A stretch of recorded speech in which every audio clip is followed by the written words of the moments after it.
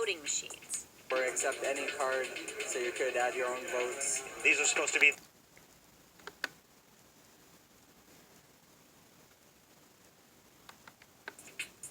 We're loving this one, but most people probably wouldn't.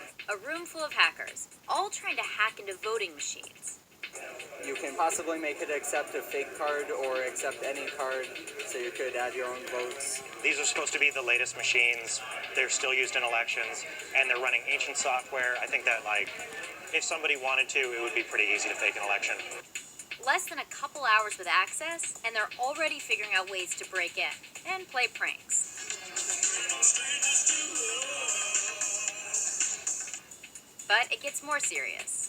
Keyboard, so you could leave the security key into it and still inject. I feel like I'm the only one here that hasn't found a vulnerability. It's not what you think. They've all been invited here to demonstrate just how vulnerable the tech we rely on for our elections can be. The experiment is the brainchild of Jake Braun. He's a former security advisor for the Obama administration. You know, with everything that happened in 16, what we're trying to do is get this industry to mature from a cybersecurity perspective, so you don't have folks saying what they are now, which is things like machines are unhackable or databases are air-gapped and can't be changed. It's not clear if any actual machines were infiltrated in the 2016 election, and no one has suggested any physical votes were changed. But intelligence officials agree that Russia was able to meddle with other election-related systems. This inspired Braun and the organizers of this year's DEF CON hacking conference to collect over 30 pieces of voting-related equipment, including voting machines and a mock elections office, and tell a group of hackers to try any means necessary to break into and reverse engineer them. And it didn't take long. Several were compromised within the first hour and a half. So if you're a voter in America, we're likely hacking the machine that you vote on. There's a few dozen of these machines and also electronic poll books. In some states, people check in on an electronic device as opposed to a paper book. How you cast your vote varies from district to district. Some places use this machine. Some places use that one. Some counties only vote on paper ballots. But almost all of these machines are still in use somewhere in the United States. Some of the hacks might not work if your district has updated the software on the machines, although many don't. We can go in and hack this lock within 10 seconds. You gain access to the operating system. We could actually remove this and clone this particular USB. We could go back and start looking at and reverse engineering what's on this image and determining the various ways that we can impact this particular operating system. When people are going after machines, You guys, no one will believe you? if they see XP, they're very happy. Hey, good Lord. Did he just say good Lord? I like that every time it reboots to Windows XP, you hear people groaning behind us. The machines you use to cast your vote aren't the only point of entry for attackers. Other election-related systems, like campaign networks and registration databases, are also at risk. The vulnerabilities at the voting machine level are very localized, and what we're trying to simulate out here is the entire back-end network. There's a lot of mischief these guys can do without ever actually having to physically get access to a machine. If they were just to go in and mess up the voter file, you could have millions of people showing up at the wrong precinct or showing up at the right precinct, but the name's wrong in the poll book, and then all of a sudden now they don't know where they need to go. Intelligence officials have stated that Russia was able to influence the election without the need to penetrate actual voting machines by breaching DNC computers, accessing staffer emails and opposition research. The Department of Homeland Security also found that they targeted election-related systems in as many as 21 states. If you wanted to go in and specifically manipulate vote counts on every single machine in America, that'd be really hard to do. Right. But you don't need to do that to have an impact on the election in 18 either. You only have to flip a couple Senate seats to have an impact on U.S. Congress. If it can be done, there's a chance it's already being done. If a nation state, a criminal organization, if they would start doing this, they would have stolen databases, they would have stolen machines, they would have manuals, they would have studies. Right. They have started with nothing a few hours ago.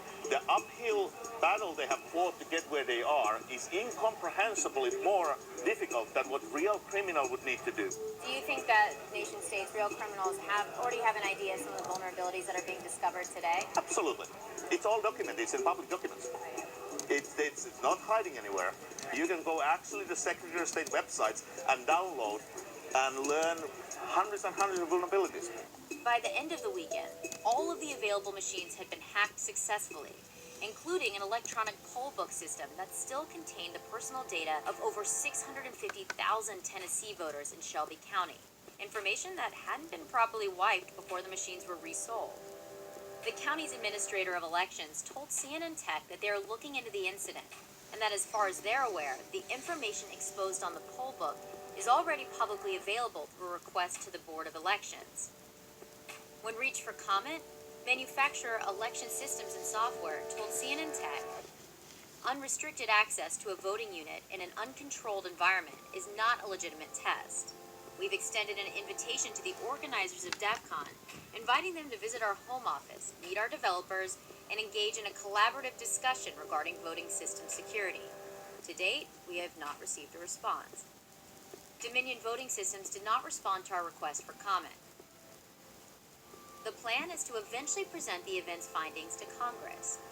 What the election industry needs to do is start working together with our national security agencies to share threat information, understand when the bad guys get in, and then get them out when they do. If we don't get our act together quickly, this could be one of the biggest threats to American democracy in our history. Do you believe that right now we are in a position where the 2020 election will be hacked? Oh, without question.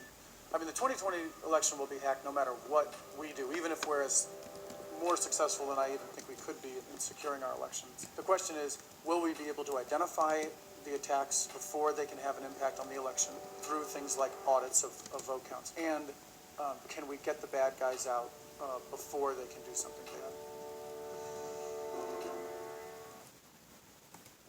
Money is what my father said. It's like a loaded gun or like a grenade that the pin is almost off. So unless you're careful, it's going to blow up.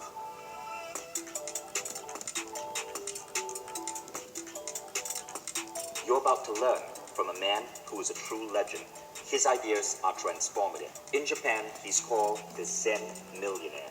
1 in 20 people in Japan have heard of Ken Honda or have read his books. Ken has written a stunning 58 books translated.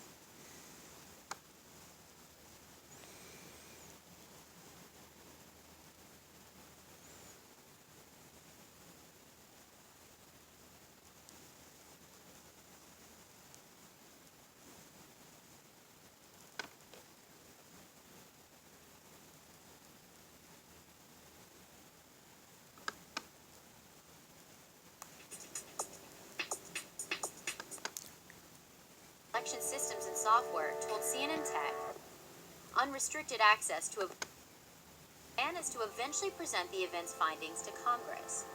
What the election industry needs to do is start working together with our national security agencies to share threat information, understand when the bad guys get in, and then get them out when they do. If we don't get our act together quickly, this could be one of the biggest threats to American democracy in our history. Do you believe that right now we are in a position where the 2020 election will be hacked? Oh, without question. I mean, the 2020 election will be hacked no matter what we do, even if we're as more successful than I even think we could be in securing our elections. The question is, will we be able to identify the attacks before they can have